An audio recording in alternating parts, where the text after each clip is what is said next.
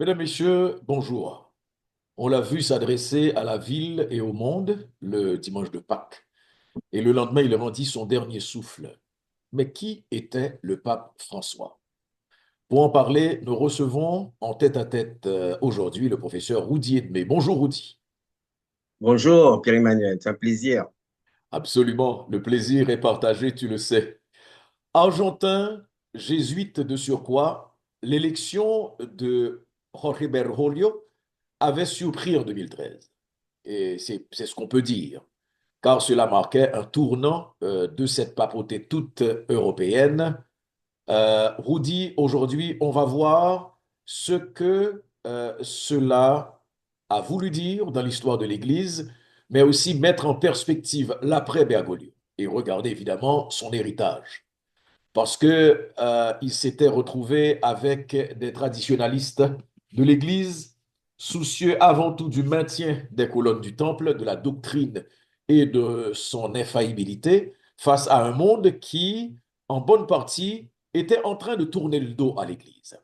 D'abord, Rudy, euh, comment présenter Bergoglio? Disons carrément un pape atypique, c'est-à-dire comme tu dis, c'est quelqu'un qui vient d'Amérique latine, dont les parents étaient eux-mêmes des immigrés italiens. Sa grand-mère est arrivée dans les années 20 en Argentine avec leur fils unique qui s'appelait Mario, le père de Jorge. Et il va grandir là-bas et il va quand même découvrir certaines choses. Il va connaître les bidonvilles. En tant que prêtre, il va pratiquer justement dans des milieux euh, considérés comme des milieux marginaux. Et c'est là qu'il va justement faire toute sa formation philosophique, théologique, qui va être ancrée dans le réel. Et je peux te signaler au passage qu'il fait partie d'une branche un petit peu argentine de la théologie de la libération et qui justement mettait en question euh, l'ordre des puissants. Donc voilà l'homme qui grandit les échelons, qui gravit les échelons, qui arrive à la curie romaine et qui se voit surprise en 2013 euh, nommé pape. Donc, si tu veux, élu pape. Et je peux te dire que quelque part, ce n'est pas un coup de tonnerre dans un ciel serein, c'est quand même quelque part un pape de l'affiliation de Jean-Paul II, de cette carrière-là, mais en un peu plus engagé sur les questions de pauvreté. Oui, ben, et tu fais bien de souligner l'héritage aussi de Jean-Paul II, parce que l'Église était secouée par toute la dynamique qui était en train de se produire à l'époque de Jean-Paul II. Évidemment, plus que des réformes, c'est aussi le charisme de l'homme à l'époque qui allait ralentir un peu cette hémorragie, c'est-à-dire ce départ qu'on voyait au sein de l'Église et qui allait s'accentuer au fil des scandales.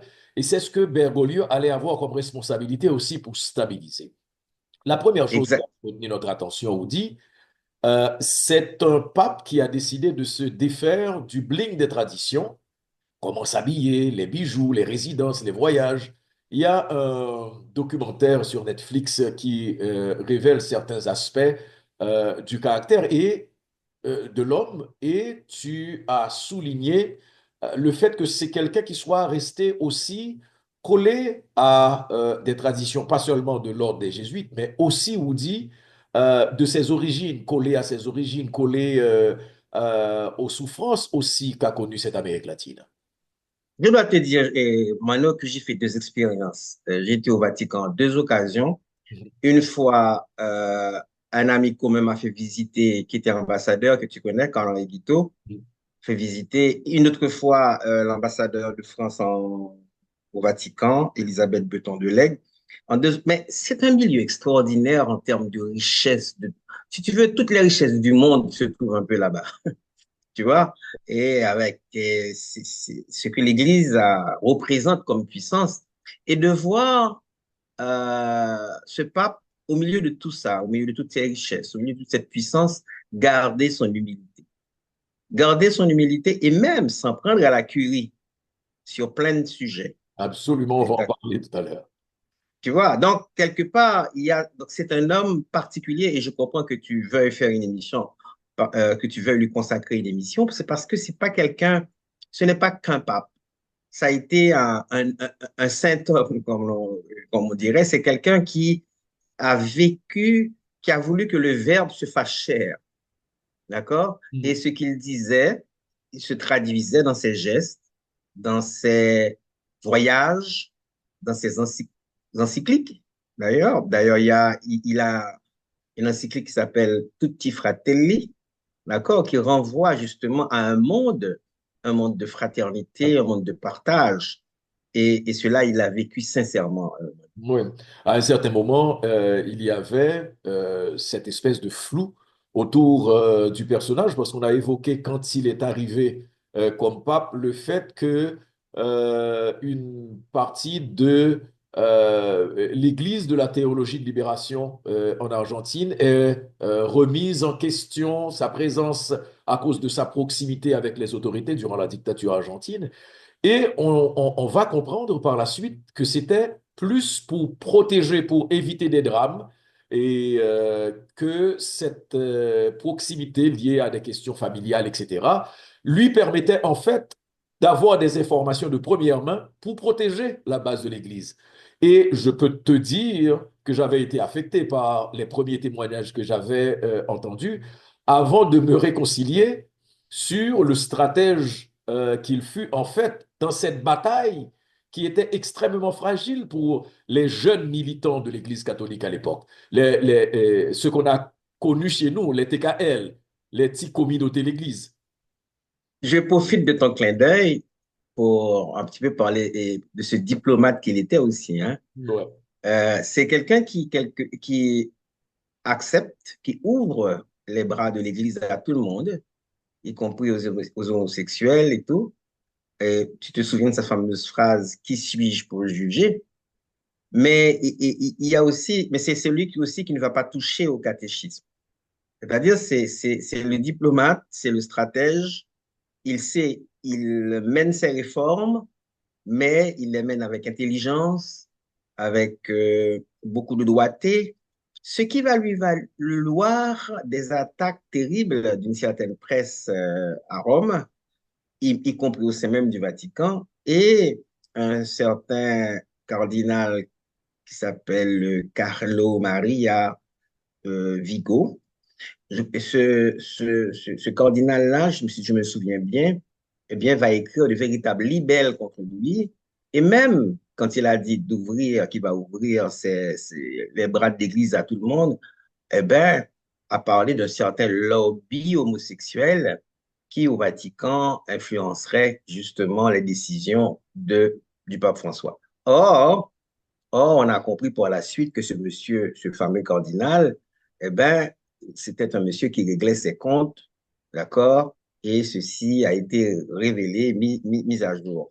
Donc, c'est pour te dire que on a voulu faire passer sa compassion, son humanité pour de la complicité, pour de la luxure, pour toutes sortes de choses que tu sais qu'on pourrait condamner au sein de la curie romaine. Ouais, Mais il a gardé le cap.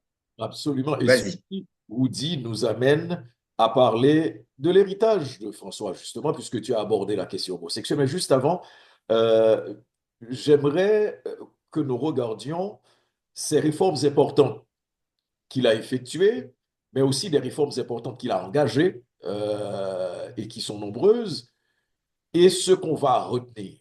Par exemple, on a reproché au pape François le fait de n'avoir pas nommé des femmes prêtres. Et là, tu parlais de diplomatie. Et c'est vrai, il n'a pas nommé de femmes prêtres parce que ce serait donc remettre en question, reformuler toute la stratégie, reconstruire la base du temple et pas seulement les ébranler. Mais on retiendra qu'il a nommé, et c'était historique, une femme d'Iker, une femme ministre. C'était en soi une révolution, la nomination de Simona Brambilla. Exactement. Et là, c'est justement cette capacité d'ouvrir les fenêtres du Vatican, Mm. de faire entrer de l'air frais, de l'oxygène, tout en essayant de ménager, euh, si tu veux, ce système, ce pouvoir qu'il sait qu'il ne peut pas, à la manière d'un Gorbatchev, remettre tout en question. C'est-à-dire, il a essayé, si tu veux, c'est un réformateur doté d'une grande intelligence, d'un sens tactique, et ce qui est le plus important pour lui, c'est ses encycliques. D'accord? Où il dit, par exemple, spes non confundit. Ça veut dire l'espérance n'est pas une aliénation. L'espérance est un engagement. L'espérance est une responsabilité. Et c'est comme ça qu'il avance euh, progressivement, stratégiquement dans ce système, dans ce pouvoir plus que séculaire et aussi puissant que l'Église, tout en condamnant, par exemple, ceux qui... Il a osé mettre en avant ce qui se passait avec les prêtres pédophiles et tout ça. Il a condamné, il a bien sûr, on lui a reproché de n'avoir pas été assez vite, etc. Tu sais qu'il y a toujours des critiques. L'homme n'est pas sans limite, il a ses propres limites. Mais ce qui est extraordinaire, c'est de voir ce qu'il a pu faire. Et par rapport à son héritage, je dois te dire qu'il s'est arrangé pour faire beaucoup de nominations d'évêques progressistes. La curie aujourd'hui est beaucoup plus, comment dirais, moins fermée que si tu veux, et ça c'est bien le pape François, quand tu regardes la curie romaine aujourd'hui, tu vois qu'il y a un petit groupe de conservateurs extrêmes, un petit groupe de progressistes et une grande majorité, si tu veux, d'une classe moyenne de gens plus ou moins ouverts. Et ça, c'est le pape François. Absolument. Et parmi cette classe moyenne, il a offert la possibilité d'avoir pour la première fois un cardinal haïtien, le cardinal Michel Exactement. Blois. Et Et qui sera là-bas? Mhm.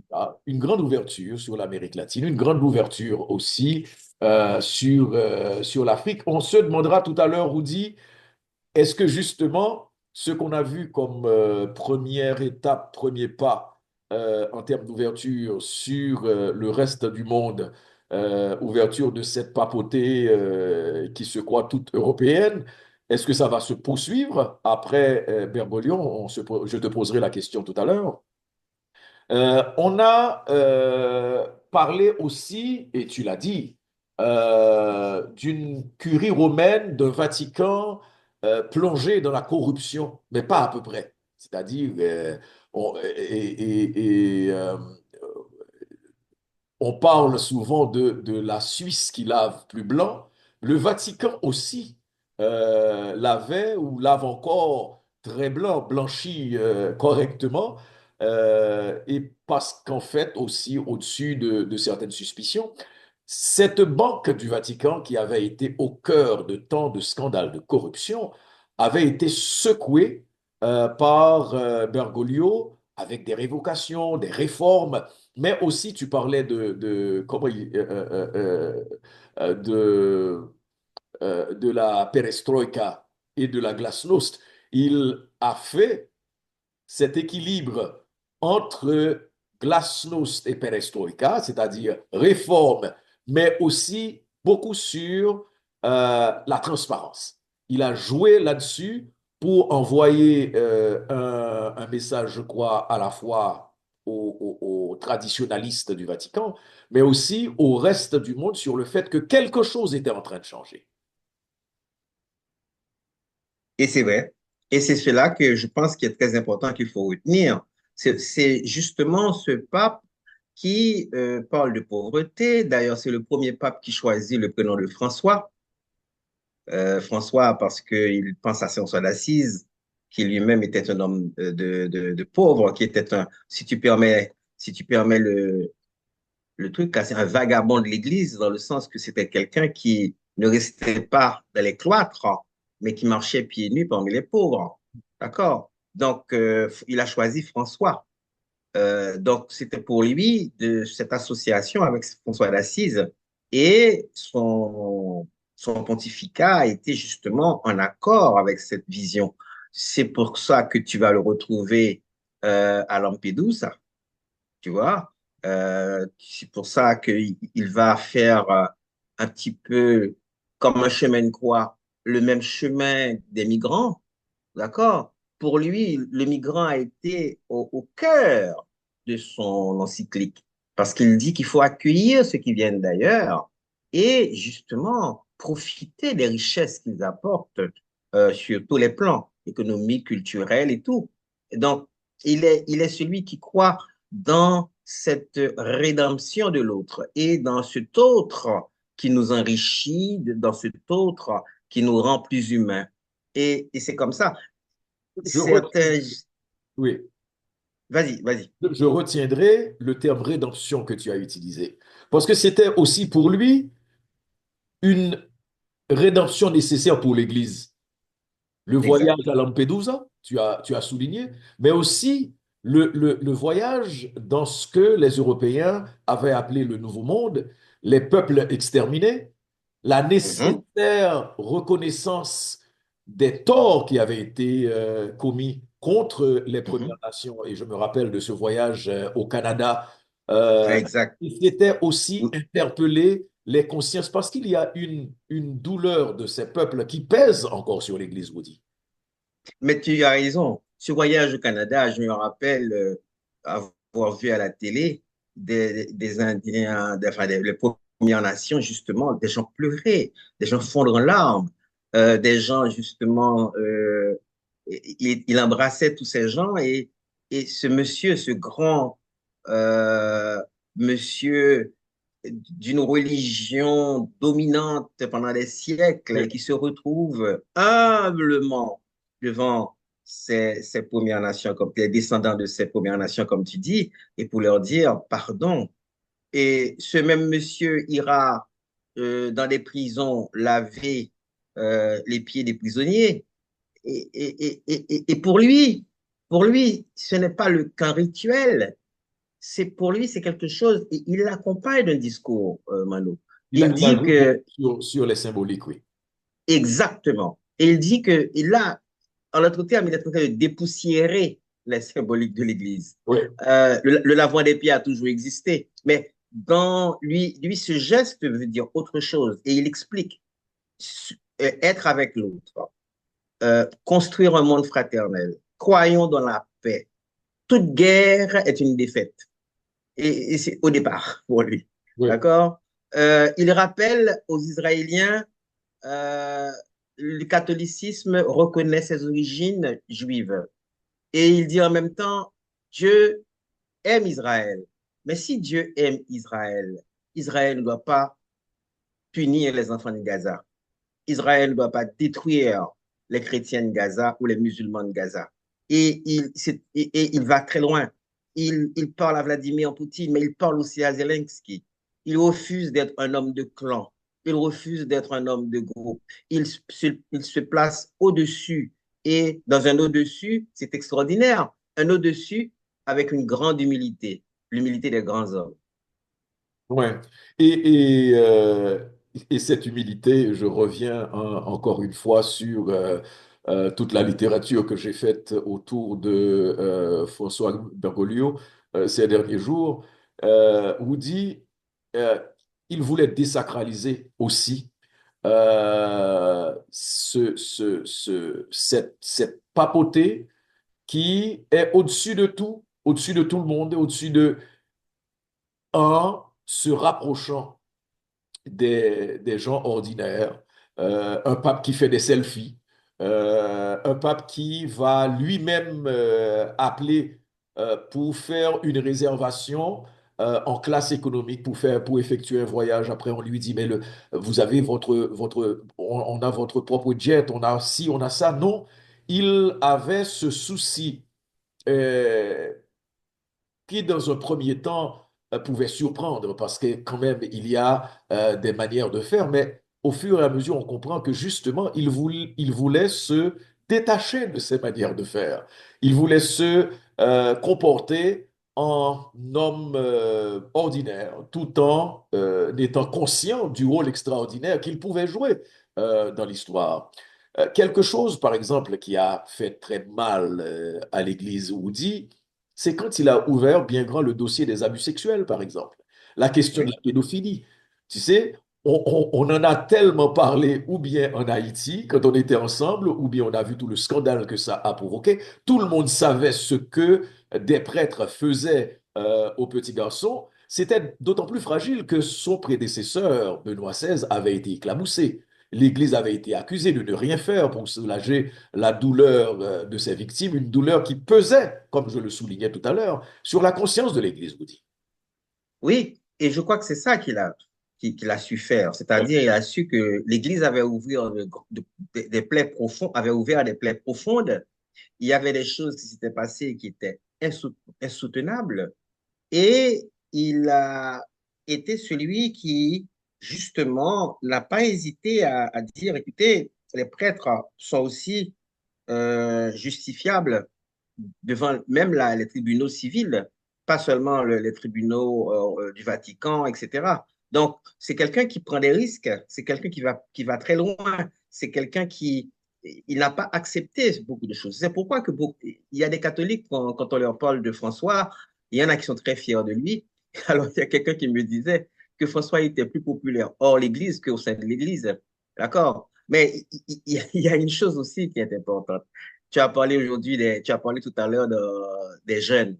Eh bien, beaucoup de jeunes reviennent à l'Église, justement à cause de ce pape, à cause de ce côté atypique, à cause du fait qu'il est en train de dépoussiérer les encycliques, à cause du fait que c'est un monsieur qui va, par exemple, à Marseille. Je ne sais pas si tu as entendu parler du fameux discours de Marseille, où il va parler de cette ville. Il a choisi cette ville à cause d'une certaine intégration qu'il y avait. Tu sais, et la ville de Zidane et des autres, tu vois, où il a dit, vous êtes Marseille est le sourire du Moyen-Orient. Tu vois, c'est-à-dire que quelque part, il a voulu montrer que dans les sociétés où il y a une bonne intégration, et c'est pour ça qu'il défend beaucoup les migrants, et c'est pour ça qu'il comprend le malheur des peuples, il comprend euh, que ceux qui ont voyagé n'ont pas toujours choisi le voyage. Ils ont été forcés de faire ce voyage. Et là où ils sont encore sur cette planète commune et, et contribuent justement. Et c'est pour ça qu'il demande de s'ouvrir. Et c'est pour ça que lui, Argentin, est devenu pape à Rome.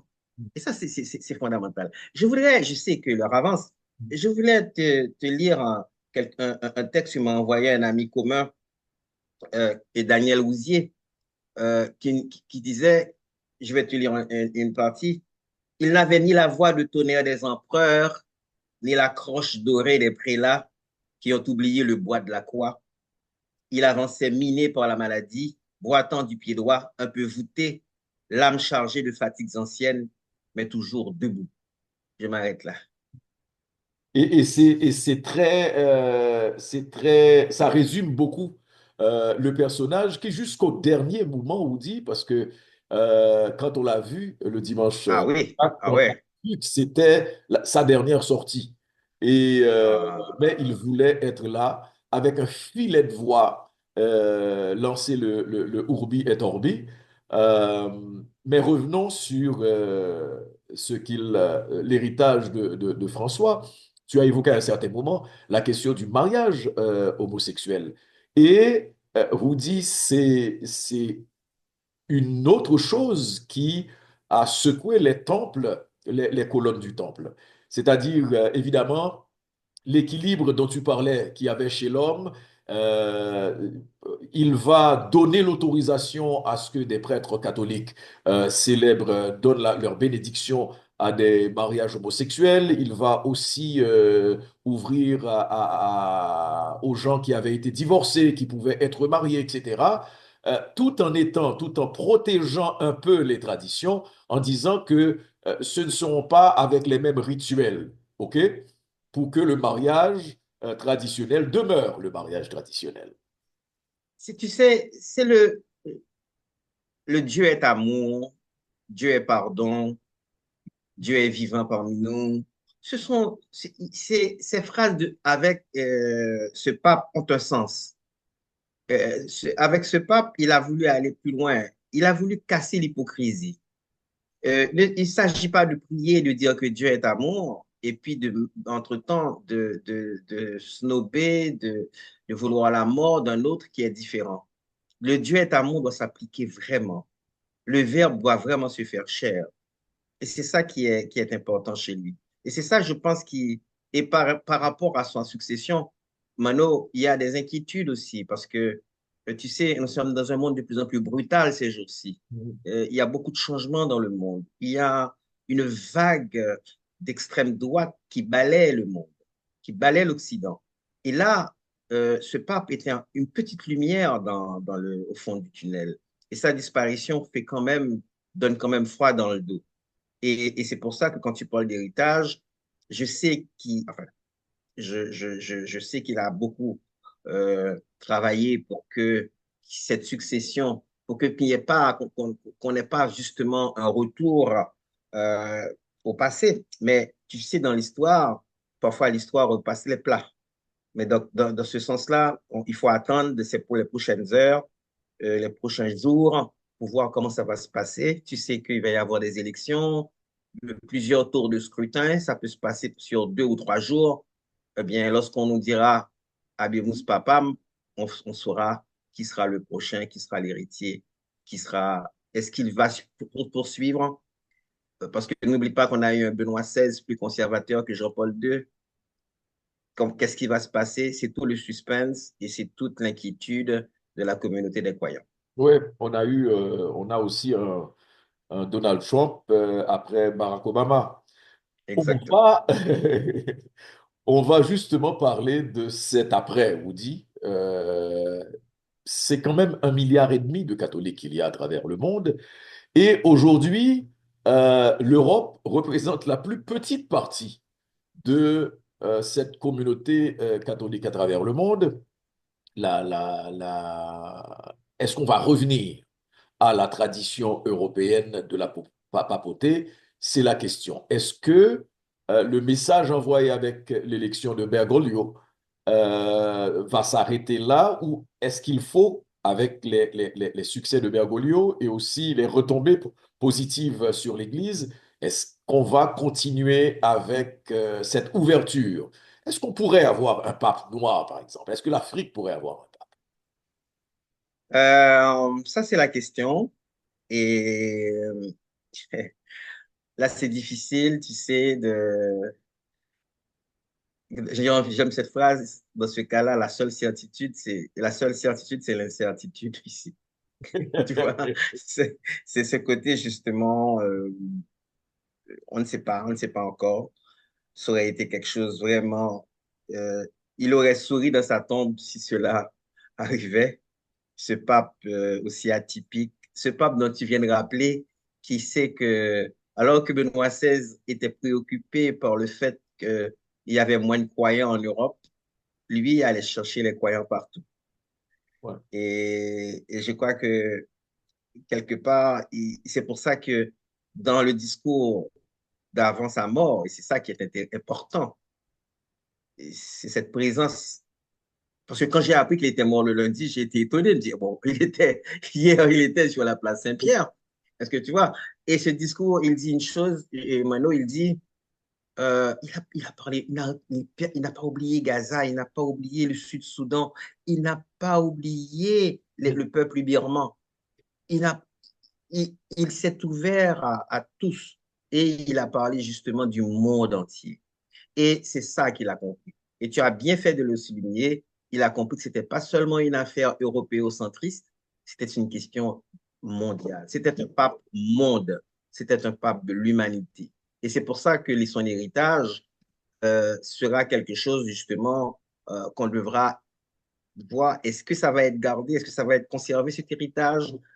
Est-ce va avoir quelqu'un qui va pouvoir si tu veux, avancer encore dans les réformes, ou même, est-ce qu'on pourrait avoir un pape noir, un pape venu d'Afrique? Ça, c'est des questions vraiment qui titillent les journalistes que nous sommes. Oui, absolument. Et Woody, pour terminer, tu as bien fait de souligner une chose, c'est que le pape François je préfère parler de Jorge Bergoglio, ne s'adressait pas aux catholiques. Son message était un message qui allait au-delà de l'Église. Et c'est ce rôle, je crois, qu'il a joué et qui va permettre à l'histoire de retenir Henri Bergoglio, c'est-à-dire quelqu'un qui pensait qu'il pouvait faire la différence, qu'il pouvait jouer un rôle dans une institution deux fois millénaire que représente l'Église catholique et qui, durant son passage, effectivement, je pense, a laissé sa marque et on ne pourra pas ne pas faire référence à Bergoglio avec toutes les euh, réformes qu'il a engagées, avec toutes aussi les réformes qu'il a effectuées au sein de cette église traditionnelle. Et c'est d'autant plus intéressant, je sais qu'il y a beaucoup de gens qui vont s'étonner de me voir parler ainsi d'un pape, mais c'est justement au-delà du pape. C'est l'homme qui était Jorge Bergoglio. Et je pense que, comme tu dis, j'aime, ça pourrait faire le titre d'un bel article, Au-delà du pape. C'est-à-dire qu'il y a cet homme, il y a un philosophe, il y a quelqu'un qu'on va continuer à étudier, on va continuer à le lire, quelqu'un qui nous a appris beaucoup sur la condition humaine et quelqu'un qui nous a expliqué aux catholiques, aux protestants, aux musulmans, à tous ceux qui sont croyants ou non croyants, ce qu'est l'amour vrai. Woody Edmé, le même plaisir d'échanger avec toi. Évidemment, comme je le dis, Woody interviendra chaque fois que le moment se présentera, chaque fois qu'on aura besoin de ses compétences pour Ce échanger sera avec plaisir. sur des sujets d'histoire. Et j'attends patiemment qu'il accepte de venir nous parler de la question de la dette, pourquoi pas. Prochainement, j'espère, Woody. D'accord, merci Mano. Merci à tous les auditeurs, à tous ceux qui suivent ce programme. Je vous encourage à partager ce programme. C'est assez très instructif et ça fait partie des quelques pépites qu'on en a sur les réseaux sociaux. Merci beaucoup. Merci beaucoup, Woody. Merci à vous, mesdames et messieurs, d'avoir été avec nous jusqu'à cette présente minute. Vous pouvez toujours réagir parce que nos invités, et Woody se fera un plaisir de garder la tradition, nos invités répondent à vos questions, réagissent à vos réactions. Merci et à bientôt. À bientôt.